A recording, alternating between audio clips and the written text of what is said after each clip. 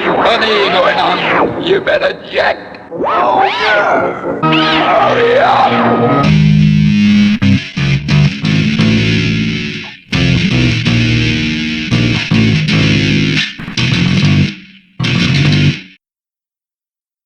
Today on Outside the Box Reviews, Giant Monster Mania, all the way from Nebula M Space Hunter, we are taking a look at the X-Plus Diamond Reissue 30cm Gigan figure, based on the 1972 movie Godzilla vs. Gaigan. As with any of the Diamond reissues, this is, well, a reissue. It's been released a few different times before. The original release was in 2010. There was a Wonderfest exclusive that came out in 2011 with a nighttime paint job. And then just last year, there was a Rick Boy exclusive with a light-up visor. So there have been plenty of opportunities to pick up Gaigan over the years. This was a figure I was initially going to skip. I was trying to keep my X-Plus collecting narrowed down to Destroy All Monsters. I let it creep a little bit and bought a King Kong vs. Godzilla figure. And here I am back again picking up Gaigan. But Godzilla vs. Gaigan was one of the very first Godzilla movies I ever saw, one of the very first I ever owned. It's a childhood favorite of mine, still one of my favorites to this day, even though I know a lot of people don't really enjoy the movies from this era. And the movie also features Godzilla in the same suit, the 1968 version of the suit I already had, and Anguirus in what I believe is the same costume as well. So with this, I have 3 of the 4 monsters from that film, just missing a 30cm King Ghidorah, which they have yet to ever make.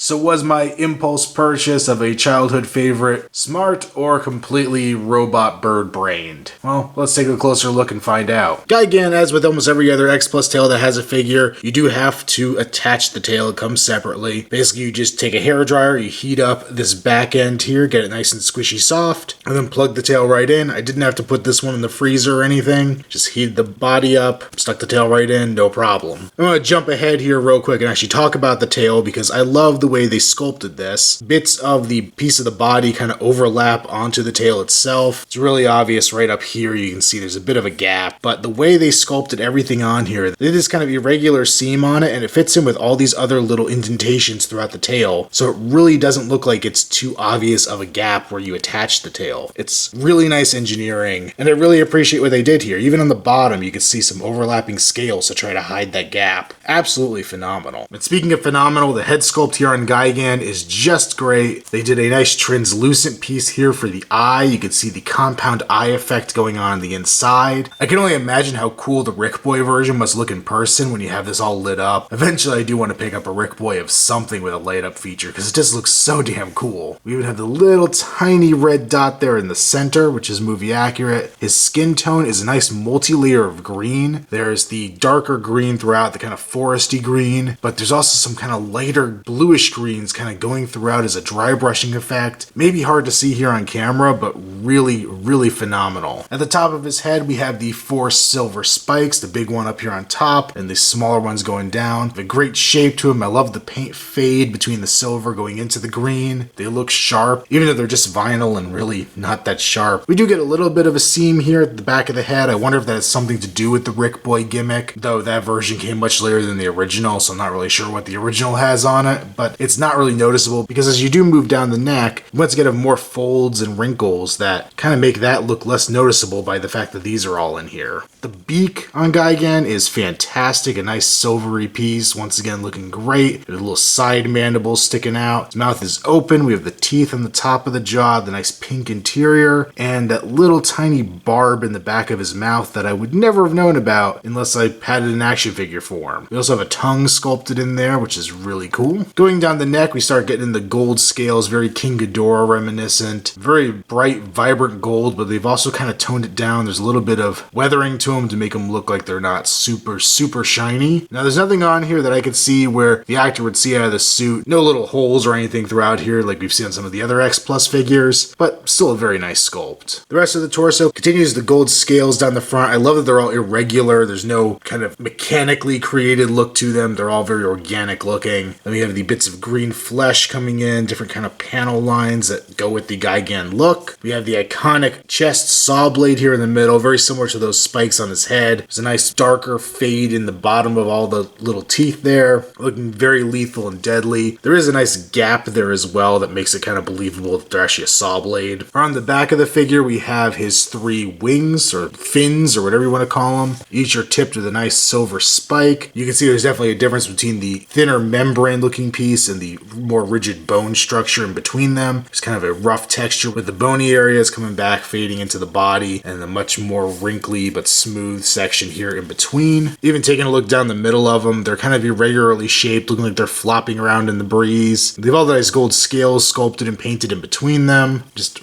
really nicely done pieces, and they don't look too obvious like they were just stuck on the figure. Even though there clearly is a seam, they obviously were glued to the figure, but they don't look bad in any respect. We even have the 2 outer fins kind of tapering off into the tail here, which looks really, really nice. On the shoulders, we kind of have this circular joint looking piece, and then it goes into the very wrinkly arm, which is movie accurate. And then we have his big meat hooks on the side. Kind of a nice rough transition here as well, something that looks very organic, or like it would be in the actual suit. Similar shape here on the other side. Both arms are kind of this slightly bent elbow. The arms default to this downward position, though with this figure, there is a little, I wouldn't call it articulation, but there is some kind of leeway there at the joint. You can move them up and down a little bit. You can actually go beyond the range that they want to move freely, but I really don't want to try to overextend it and do something that's going to permanently damage the figure. It's not meant to be articulated. It's a statue. Coming down to the bottom, we have a very similar detail going on with the legs, the big kind of circular joint, the very wrinkly legs, though he does have some kneecaps going on there. And then similar to the hands, we do have the sharp little toes going on here, the single blade. These also have a little bit of wiggle room with them, but not really an articulation point. You can see the body kind of looks smushed and compressed like it would have been between the legs of the character, showing that it's kind of a softer material here. I like the authenticity to the suit that it has, which is really cool. Gold plating continues down the base of the tail. You see all the wrinkles coming into the tail here. The spikes start appearing on the ridge of the tail, and the tail has a very unique shape. It comes down from the body, it hits the floor, and then it pulls back up. You can almost see where the wire would have been on the tail, probably right about here below the silver spike at the end. So it's not much of a shelf hog. It actually has a fairly short tail in terms of a lot of the other X-Plus I've picked up, which is a welcome relief. And then we do continue on all the nice scaling and detail along the bottom of the tail. It does get a little smoothed out here, the section that will touch the ground, and the bottom of the feet do not have any detailing. We actually get some copyright info there. And for a size comparison, all these X-Plus bipedal characters stand roughly about a foot tall. They're the 30cm series, which is roughly about a foot. You can see Godzilla stands a little bit taller than Gigan, but I always judge these by where the actor would sit inside. We see Godzilla has a very large neck, but the head would still be here in the neck on either character. So I think the height actually works pretty well. And they always love thinking that this is a fight between 2 Godzillas. Haruo Nakajima in the Godzilla suit, the actor who portrayed Godzilla through most of the Showa films, and Ken Satsuma was actually Gigan, but went on to play Godzilla in the 80s and 90s. And then we got Anguirus here on the ground, coming up about to Gigan's elbow, which feels about right. And the biggest reason I kind of took the risk, rolled the dice on Gigan, and decided to get him was because I know these X-Plus figures retain their value pretty well. I know that most likely I could at least get my money back for the figure if I ever decide to sell it, but I was so happy with this purchase. This is an absolutely phenomenal figure. I think it's my favorite X-Plus I've picked up so far. And one of the things I think that helps this figure is that he has a lot of different paint colors. Most of the kaiju I've picked up so far from X-Plus are pretty bland in that department. They're mostly a gray or a brown or a reddish, and then have little accents and details to them. But Gigan has several different colors that kind of permeate his design. It's got the silver, the gold, the green, and even the yellow of his wings is very different than the gold on the rest of his body. I think that really helps him kind of stand out. And just overall, I think it's beautifully detailed. It looks very suit accurate. It has all these little quirks to it that make it feel just like the suit rather than looking like this polished up conceptual version of the character like some we'd get from Revoltech. And it just absolutely blows me away with how cool and entertaining this figure is. It's one of those pieces that I keep finding myself picking up and just staring at from different angles because there's always something new to look at. So a very, very high recommendation for Gigan. I'm so happy I didn't pass this one up. Now, as far as the diamond reissues of X-Plus figures go, we've got plenty in the pipeline. Right now I have my eye on Baragon, which at the time of recording is coming out in just a few days. I'm actually hoping I might be able to find it at a convention this coming weekend. We also have the Rodan that fits in with that Destroy All Monsters theme coming up, I believe, in May. And those are the two big releases I'm wanting to get my hands on. Try not to let the creeping factor go in too much, but there is one other piece I am interested in. There is a version that I'll have to actually order from Japan, but it's the original Godzilla munching on a train in a stylized design. Make sure you follow me on Instagram, username Outside the Box Reviews. Also check me out on Facebook, link below. And until next time, this has been our Outside the Box Reviews, Giant Monster Mania. Stay tuned for more to come.